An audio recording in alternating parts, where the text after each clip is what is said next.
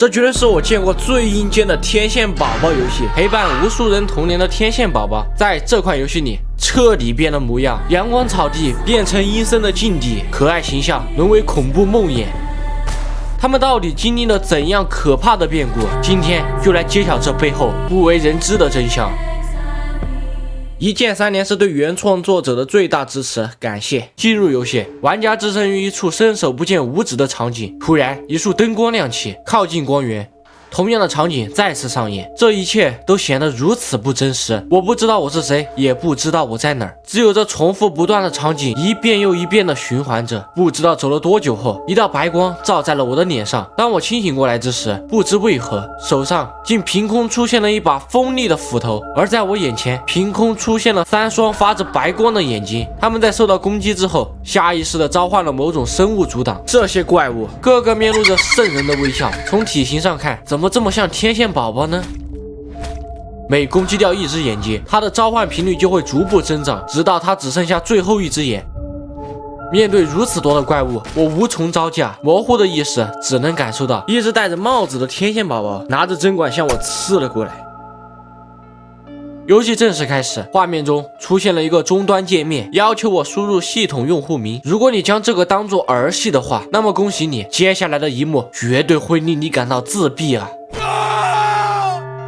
在输入完错误的指令后，我意外获得了这台 COAT 归档系统的账号权限。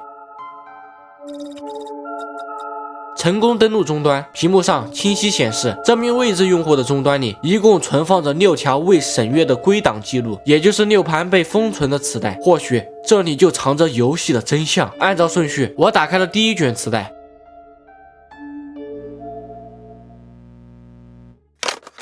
磁带里的内容发生在天线宝宝的家中。傍晚，床上只有迪西一个人，其他2只天线宝宝却不知了去向。一旁的桌上竟然还存放着一把锋利的斧头，这是游戏开头的那把斧头。扫地机器人努努也在附近，这一切看上去都是那么的不对劲。突然，一股饥饿感涌入，家中唯一食物的来源就是奶昔机，利用奶昔机制作食物。虽然不清楚做出来的是什么东西，但他还是狼吞虎咽的吃了下去，只感觉吃完后好像整个世界都变了，有种要升天的感觉。没过多久，那感觉瞬间荡然无存，饥饿感再次袭来，他就这么一直重复不断的暴饮暴食，直到奶昔机里的食物被消耗殆尽。随之而来的是极度的焦躁和不安，他开始发疯，无论玩家怎样拖动视角，最终视角还是会拖向迪西。他缓缓走向迪西的床前，将他活活掐死。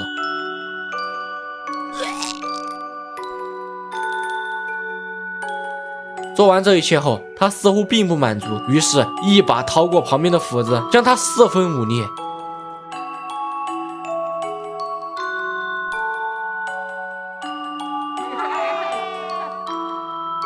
第一卷录像带到此结束，迪西已经死了，只剩下3只天线宝宝。进入第2卷录像带，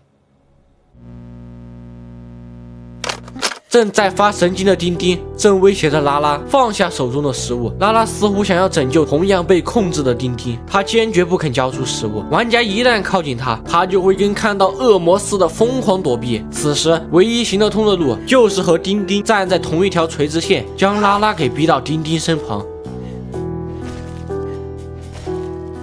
突然间，我也发起了神经，猛然拿起撬棍对他一通乱敲。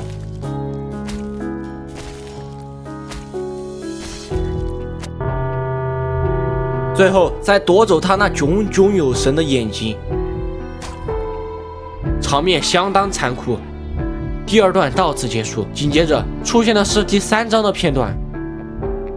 这片空间正是游戏开头的地方，在我身前的是一个戴帽子的白色天线宝宝，在黑暗的环境中还会不断滋生怪物，稍有不慎便会丧命于此。在进入安全屋的时候，竟然直接被背刺了。他将我们关在了安全屋外，通过红色的手可以判断出我正是4大天线宝宝之一的小波。与此同时，身后传来一阵奇怪的动静。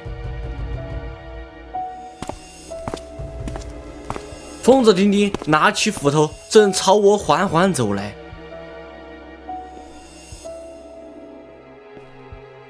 小波被打晕了过去。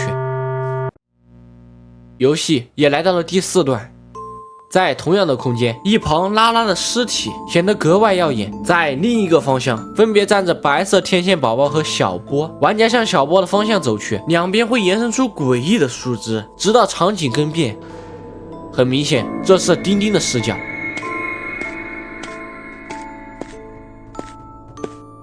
画面一转，两人来到野外，一切都显得格外平静。小波在无意间发现了一处诡异的舱门，笃定里面藏有什么秘密，他想要一探究竟。殊不知，舱门底下藏着的或许就是丁丁那不为人知的秘密。既然小波这么想要知道他的秘密，那么不妨直接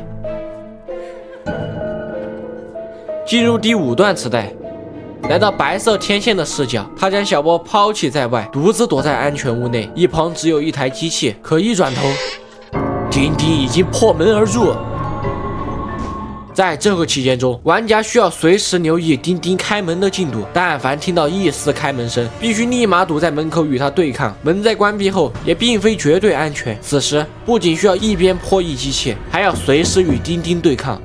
几经波折后，机器的进度总算是顺利完成。但令谁也没有想到的是，在这关键时刻，电脑竟出现了故障，他已无力抗衡，被丁丁当场夺舍。丁丁将白色天线的脸缝合在了自己脸上。罗恩正在一旁修理着管道，从两人交谈中可以了解到，他们似乎是在因为上级的安排才前来配送奶昔。丁丁因为事情搞砸而遭到罗恩指责。就在这时，一旁的警报器响起，顺着声音走去，打开门，游戏直接跳转了出来。在这个界面中，要是输入这串单词，就会来到一个黑暗的十字架走廊。天线宝宝手里拿着枪，需要随时提防四面而来的怪物，稍有不慎就会被活活吃掉。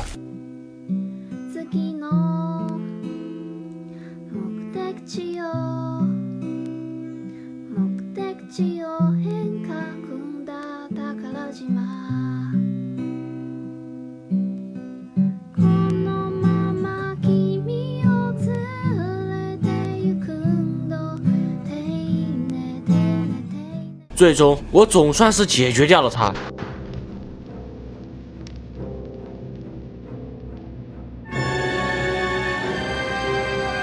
系统开始自动输入代码。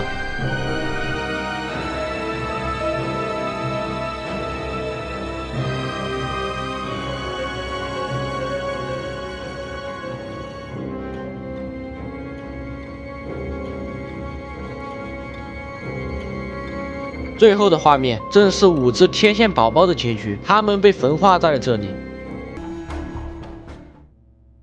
输入这串隐藏的代码，可以进入另一个关卡，但这个关卡和剧情似乎并没有什么联系，就是一边寻找食物，一边躲避巨型怪物。找到的食物数量越多，那个怪物的移速就会越快。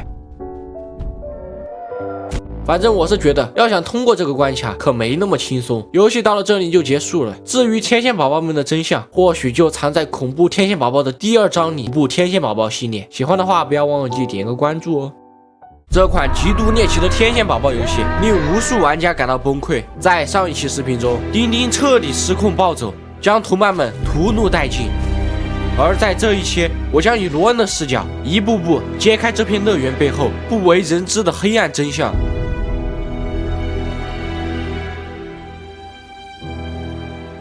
一键3连是对原创作者的最大支持，感谢。游戏承接上一代的剧情，怀特打开了那扇未知大门后便彻底消失，循着踪迹追寻，意外发现了一间摆满机密资料的密室。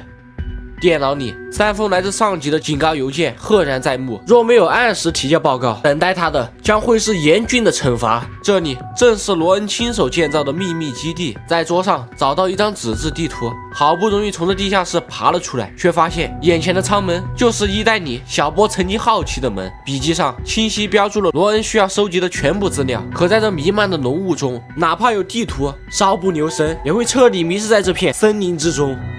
乱走之际，无意间发现了天线宝宝的基地，可里面只剩下残缺不堪的尸体，就连吸尘器努努也被奶昔感染。而罗恩要找的资料恰好粘在发狂的努努身上。好在后门有只被捕兽夹困住的兔子，将兔子放进迪西的尸体中。成功拿到第1份资料，继续前往下一个目的地。就在我庆幸这场工作如此简单之时，意外发生了。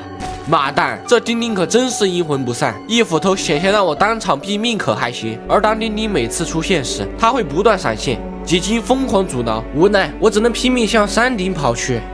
这是小波，可怜的小波被吊在这里，快成骨架了都。一旁，这是第2个目的地洞穴，熟悉的感觉迎面而来。当我敲响房间的门时，怀特不知在房间里搞什么飞机，他死活不肯把门打开。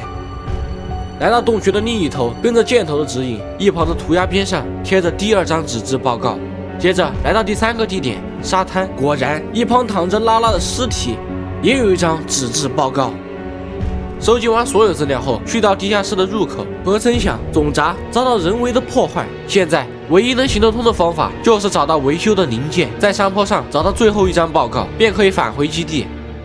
与此同时，上级发来消息，声称已派遣特工正在前往支援，而我必须独自修复地下室的电力系统。通过刚才收集到纸质报告里的数字，可以判断似乎是一串密码352。输入密码后，左侧的抽屉应声打开，里面放着许多药瓶和地下室的钥匙。不过话又说回来，正常人哪会放这么多药呢？爬出基地，万万没想到，丁丁早已在这儿等候我多时。他一把夺过了我手中的钥匙，天色也已彻底暗了下来。可恶，要想从正面夺回钥匙，绝对行不通。那么使用捕兽夹的方式确实行得通，成功夺回钥匙，可留给我的时间已经所剩无几。一旦没能及时找到地下室，就会遭到丁丁的无休止追杀，失败便要从头再来。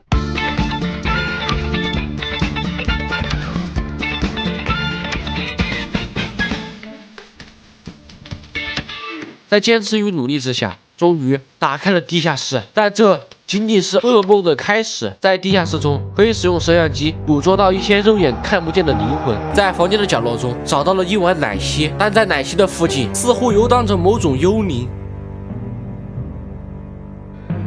利用摄像机将它驱逐。可就在这时，一个奇怪的东西正不断向我逼近，我撒腿就跑，慌乱中无意间惊扰了灵魂。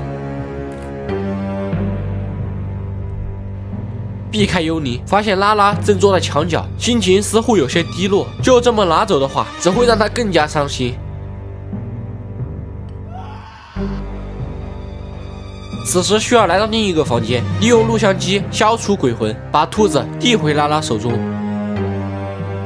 他为了报答我，直接将我带到了零件的存放处，用零件制作为简易开关，就能使配电箱彻底修复。可意外猝不及防，我他喵的又一次被拉拉敲晕过去。醒来之时，已经回到了天线宝宝们的家中。丁丁将邪恶奶昔递到我面前，我的双手被牢牢捆住，他在一旁不停地催促我喝下去。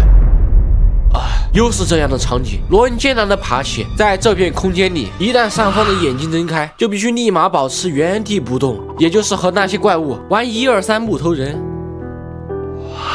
几经波折后，我逃离了此地，穿过昏暗的走廊，从此刻开始，每一秒钟都是折磨。我需要在伸手不见五指的情况，在这片茫茫森林中找到 N 多碗奶昔。你以为仅仅是找奶昔那么简单，那就大错特错了。途中不仅需要躲避疯子丁丁的追杀，还需要随时注意倒塌的树干与地上的捕兽夹。此关的容错率几乎为0。在经历了几百个轮回之后，终于找到了最后一碗奶昔。循着光点一路前进，又一次回到天线宝宝家，可这次他们家里还游荡着地下室的那只恶魔天线宝宝。接触光柱食用奶昔后，罗恩获得了丁丁的斧子，一切的一切似乎都在指引我干掉那只天线宝宝。想要干掉他的前提，还得避开他的视线范围。最后，罗恩找到一波绕后位，成功解决掉了他。而那只被我干掉的天线宝宝正是疯子丁丁。一切都结束了吗？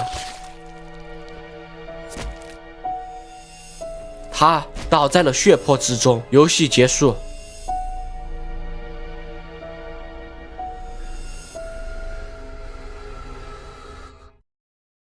录像机最后显示的画面，上级派来的增援抵达现场，他们来到天线宝宝们的家中，清理掉了所有尸体，抹除一切痕迹，装作什么都没有发生。这一切都是上级所安排的实验，而罗恩的下场如何，这些就不得而知了。那么以上就是本期视频的所有内容。如果你对游戏的剧情有不同的看法，可以在评论区底下留言。